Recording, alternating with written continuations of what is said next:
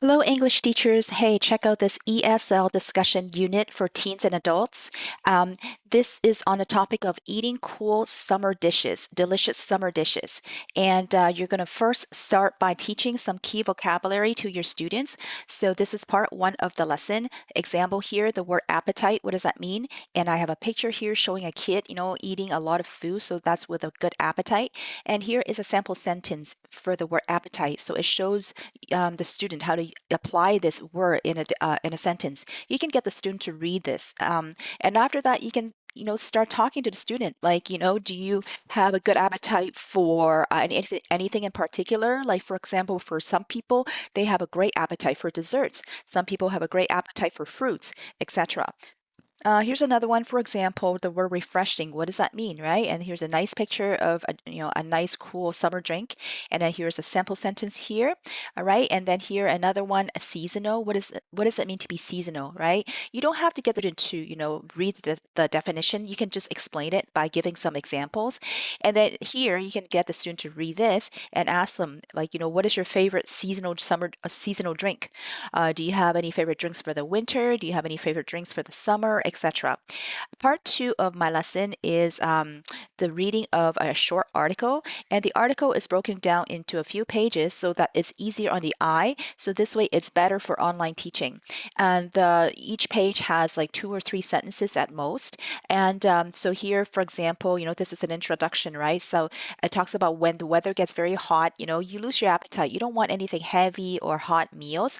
Instead, people want something that's light, something that's easy to digest, right? Or some cold dishes.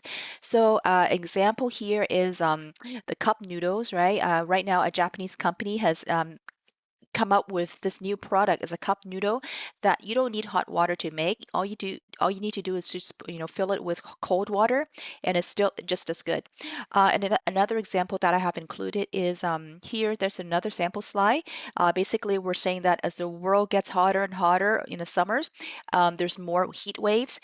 So the restaurants are going to continue to come up with new cold dishes, right, with popular foods or drinks for the public, right? And this is a good way to make money. The last part of the conversation is on the discussion part, or so this is where you and your student can share your experiences, your views on cold summer foods, like what are your favorites, etc.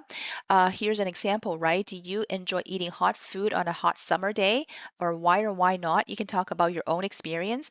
Another one is, does the weather change what you want to eat? Like I share my experiences, and I would say, yeah, for sure, right? In the summer, I just want like a light salad, or in the winter I want something heavy, something meaty, something like hearty, here's another sample question, like how does hot weather affect your appetite?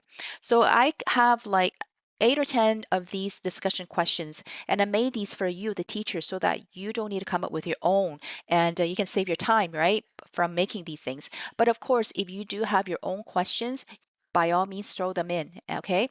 And when you talk to the students, or when you have the students talk to you, try not to overcorrect. I would just wait for them to finish what they have to say, or just like wait until they finish like 5 or 6 sentences, and if I pick up any errors or anything, then I would just remind them of what their mistake is.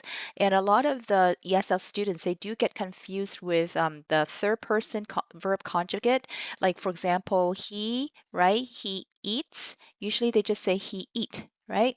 They also get confused with the verb tenses. So for example, yesterday he ate, or it should be he ate something, right? But a lot of the times he said, people will say yesterday he eat something, or they get confused with the future tense, like, oh, I go to school every day, and they would say I will go to school every day. So these are the small things that you pick up, and also watch out for their pronunciation and their intonation. A lot of times I find that the students, ESL students, when it comes to reading, like saying a question, they don't raise their tone. And I usually remind them, like, when you say a question, you gotta get your tone up, right? Instead of like saying in a flat monotone.